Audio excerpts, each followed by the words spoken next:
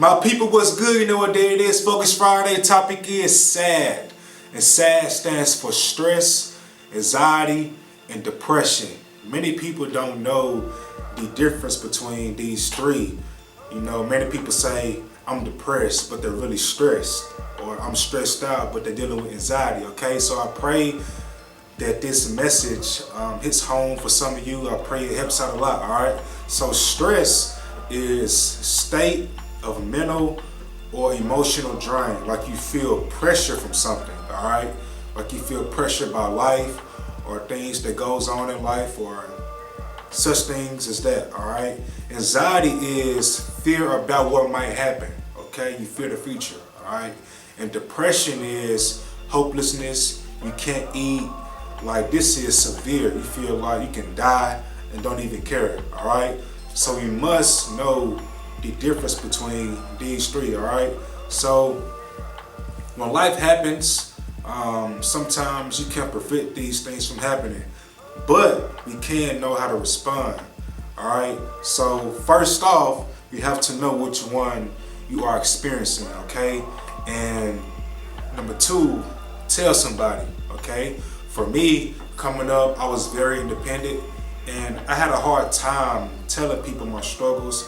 I had a hard time admitting the truth because with the type of personality I had the mindset of if I can't deal with it myself or if I can't fix it myself, then I'm frustrated and I don't want to tell nobody else. So I had to get out that mindset and tell folks my struggles and admit the truth, all right? So when stress happens, I get stressed out by school sometimes. I feel piled up. So I prevent stress from happening by not procrastinating, all right? Don't procrastinate, all right? Knock your schoolwork out or knock your errands out. Do it while it's fresh on your mind. Hop on your grind, all right? And just knock it out the way, all right? Like don't get piled up by life. Also, don't be a yes person, all right? You have to say no sometimes to events that can hinder your day from being very productive, all right? Sometimes I gotta turn down bowling so I can do my homework, all right?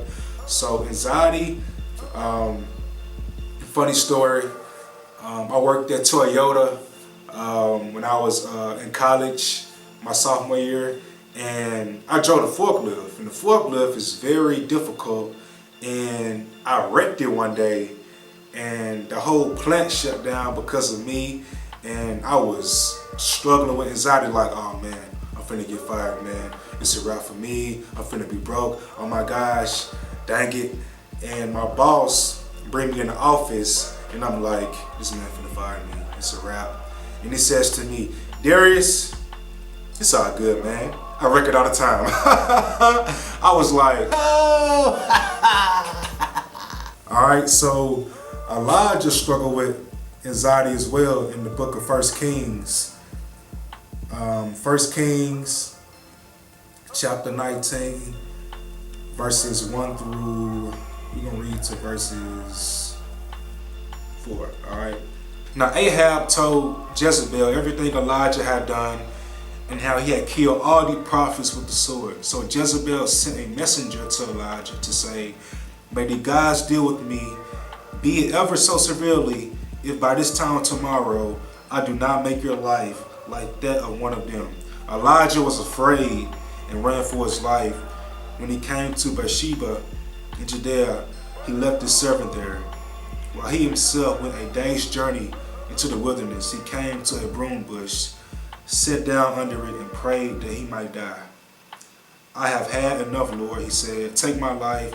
I am no better than my ancestors. So first off, he running from a girl.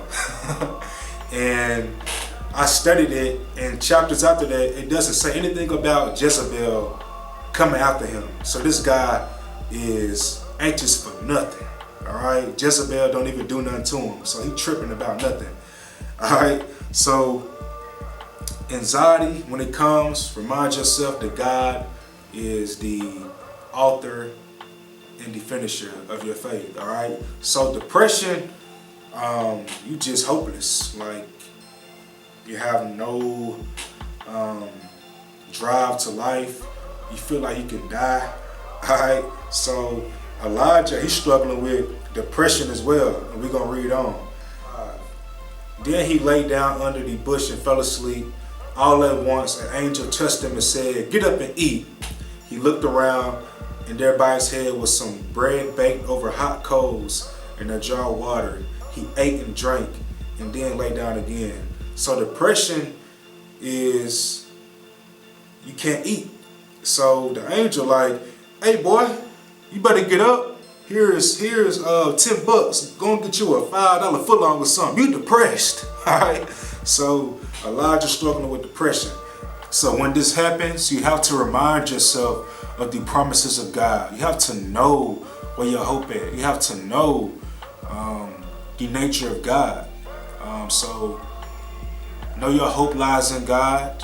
In the book of Psalms it says, "I look to the hills where my help come from." I know where your help come from, all right? So it's Focus Friday. Don't be sad.